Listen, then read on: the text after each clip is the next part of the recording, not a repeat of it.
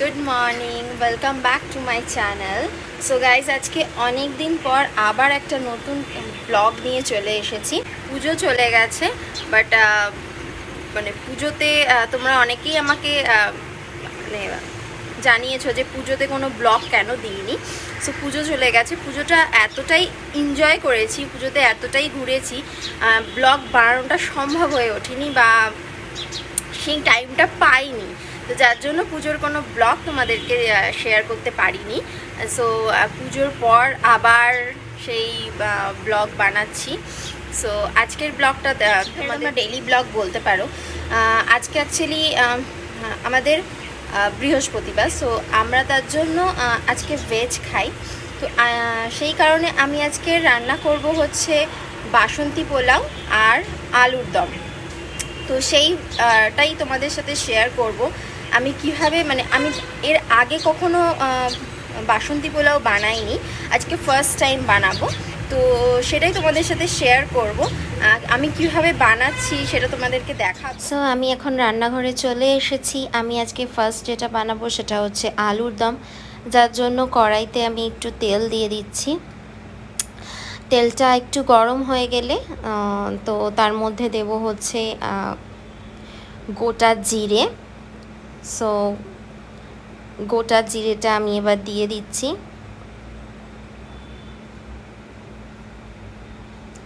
এবার এর মধ্যে দিয়ে দেবো আগে থেকে কেটে রাখা আলুর টুকরোগুলো। আলুটা আমি বয়েল করিনি কোনো রকম, জাস্ট আলুটা কেটে রেখেছি, কেটে পিস করে রেখেছি। তো সেই আলুটাও দিয়ে দিচ্ছি। এবার আলুটা দেওয়া হয়ে গেলে আমি এর মধ্যে দেব একটু নুন আর একটু হলুদ গুঁড়ো দিয়ে আলুটাকে আমি ভেজে নেব।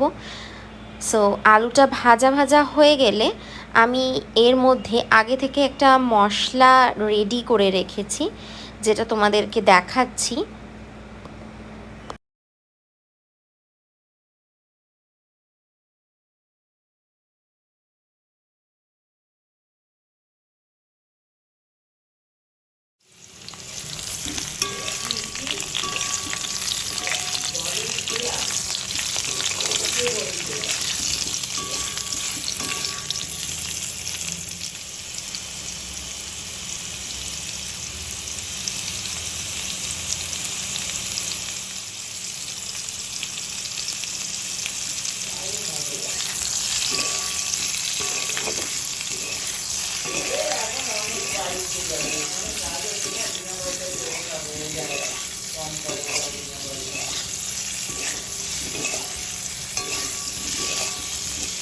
গাইস দেখো আলুর দমটা হচ্ছে, জাস্ট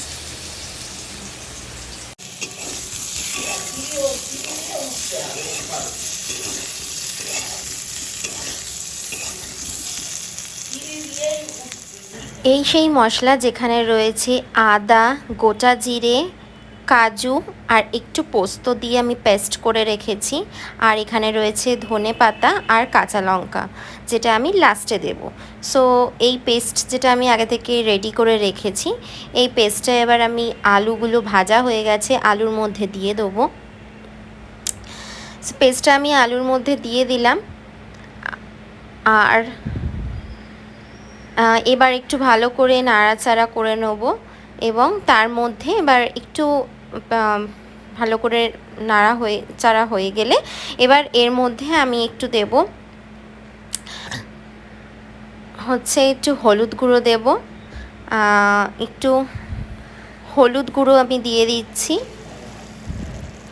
হলুদ গুঁড়ো দিয়ে দিলাম। এবার দিলাম একটু আদা পাউডার আর দিচ্ছি কাশ্মীরি রেড চিলি পাউডার আর একটু গরম মশলা দিয়ে ভালো করে এবার আমি আলুর দমটা কষাবো।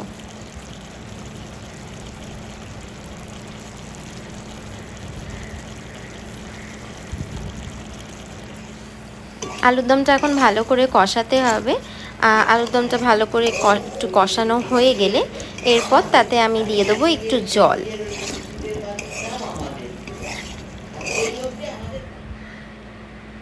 আমার আলুর দমটা কষানো হয়ে গেছে, এবার আমি এর মধ্যে একটু জল দিয়ে দেবো।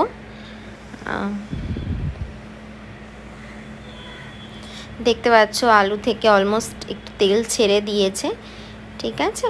তো এরপরে তোমরা জলটা দিয়ে দিতে পারো।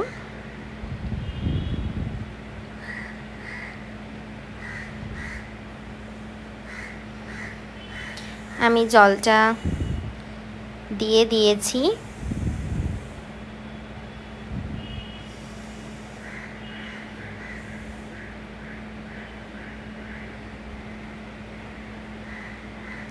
মোটামুটি আমার আলুর দমটা এবার রেডি হয়ে গেছে, আলুগুলো মোটামুটি সেদ্ধ হয়ে গেছে। সো এটা দেখো, এটা আমার আলুর দমটার ফাইনাল লুক। সো তোমরা দেখতে পাচ্ছ কেমন লাগছে, তো তোমরা অবশ্যই আমাকে কমেন্টসে জানিও। সো এবার চলে যাব আমি পোলাওটা বানাতে।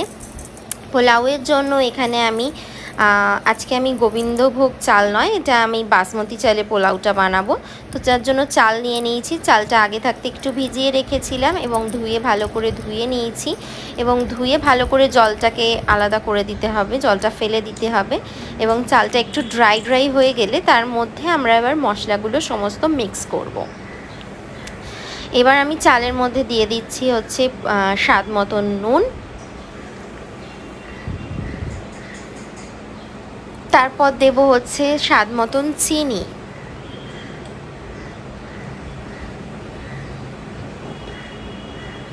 চিনিটা আমি দিয়ে দিচ্ছি। তোমরা যেরকম মিষ্টি পছন্দ করো সেই অনুযায়ী চিনিটা দেবে। আমি একটু বেশি মিষ্টি প্রেফার করি, যার জন্য আমি অনেকটা বেশি চিনি দিচ্ছি। সো তোমরা তোমাদের আন্দাজ অনুযায়ী বা তোমাদের প্রেফারেন্স অনুযায়ী চিনিটা দিতে পারো। সো চিনিটাও দেওয়া হয়ে গেছে। এবার আমি এর মধ্যে দিয়ে দেবো হচ্ছে একটু আদা পাউডার। আমি আদা পেস্ট ইউজ করছি না, আদার পাউডারটা দেব। আর দেব হলুদ গুঁড়ো, আর দেব আমি হচ্ছে গরম মশলা,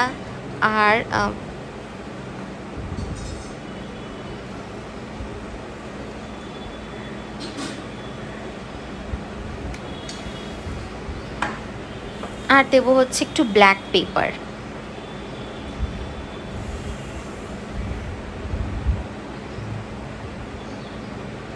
গরম মশলাটাও আমি দিয়ে দিলাম, এবার ব্ল্যাক পেপারটা দেব।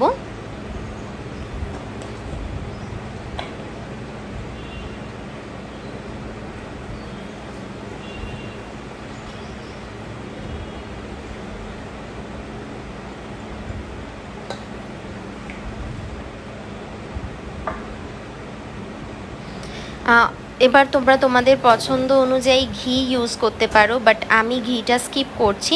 আমি তার জন্য এখানে ঘিয়ের জায়গায় আমি রিফাইন অয়েল ইউজ করলাম।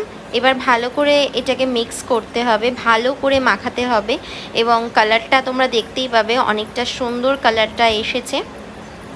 সো তোমরা দেখো কালারটা অনেকটা ভালো লাগছে। এবার ভালোভাবে মিক্স করতে হবে, ঠিক আছে, যাতে এই সমস্ত মশলাগুলো প্রত্যেকটা চালে ভালোভাবে যাতে মিক্স হয়, সেইভাবে হালকা হাতে মিক্স করতে হবে, যাতে চালগুলো ভেঙে না যায়, সেই দিকটাও কিন্তু খেয়াল রাখতে হবে। তো আমি মিক্স করে নিচ্ছি,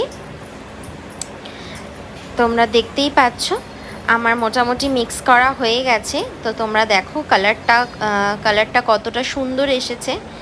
এবার এটাকে একটু ভাজতে হবে। সো তার জন্য আমি চলে যাচ্ছি। আমি এবার কড়াইটা বসিয়ে দিয়েছি। এবার এর মধ্যে আমি দেব হচ্ছে তেল। তো তোমরা চাইলে তোমরা ঘি ইউজ করতে পারো, বাট আমি ঘি ইউজ করব না, যার জন্য আমি দিচ্ছি তেল। তো তেল দেওয়া হয়ে গেছে। তো তেলের মধ্যে এবার আমি দেব হচ্ছে একটু গোটা গরম মশলা, আর আমি এখানে আগে থেকে একটু কিশমিশ রেখেছি, কিশমিশ আর কিছু কড়াইশুঁটি রেখেছি, যেগুলো আমি ভেজে নেবো এই তেলের মধ্যে। সো আমি সেগুলো ভালোভাবে ভেজে নিচ্ছি। আমার এগুলো ভাজা হয়ে গেলে, আমি অ্যাকচুয়ালি কাজুটা দিতে ভুলে গেছি, তো তোমরা আগে থাকতেই কাজুটাও ভেজে নিতে পারো। এবার ভাজা হয়ে গেলে এবার আমি চালটা দিয়ে দিচ্ছি, যে চালটা মেখে রেখেছিলাম সেই চালটা দিয়ে দেবো, এবং চালটাকে ভালো করে 10 থেকে 15 মিনিট ভালোভাবে চালটাকে ভাজতে হবে। ভাজা হয়ে গেলে তারপর আমি এটা শিফট করব, কারণ আমি এখানে কড়াইয়ের মধ্যে করব না, রাইসটা পোলাওটা কড়াইয়ের মধ্যে করব না, আমি হাঁড়িতে পোলাওটা বানাবো। তার জন্য আমার চালটা ভাজা হয়ে গেলে আমি এই চালগুলো শিফট করে দেবো হাঁড়ির মধ্যে। তো হাঁড়ির মধ্যে চালটা শিফট করে দিয়েছি। আর এখানে জলের পরিমাণটা কিন্তু খুব মাপ অনুযায়ী দিতে হবে, যতটা চাল থাকবে তার ডাবল জল দিতে হবে। তো আমি এখানে 500 গ্রাম চালে বানিয়েছি, তোমরা আগে থাকতে মেজারমেন্ট করে নেবে, যতটা চাল থাকবে সেই অনুযায়ী জল দেবে। তো এবার আমার পোলাওটা মোটামুটি হয়ে গেছে, দেখতেই পাচ্ছ পোলাওটা একদমই রেডি হয়ে গেছে। এবার জাস্ট গ্যাসটা অফ করে 5 মিনিট রেখে দেবো, এবার টেস্ট করে জানাবো তোমাদেরকে কেমন হয়েছে।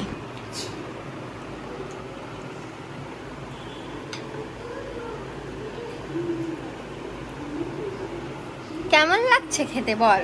খাবারটা খুব টেস্টি আছে, খুব ভালো হয়েছে। সত্যি বলছিস না ঢপ মেরে বলছিস রে? সত্যি।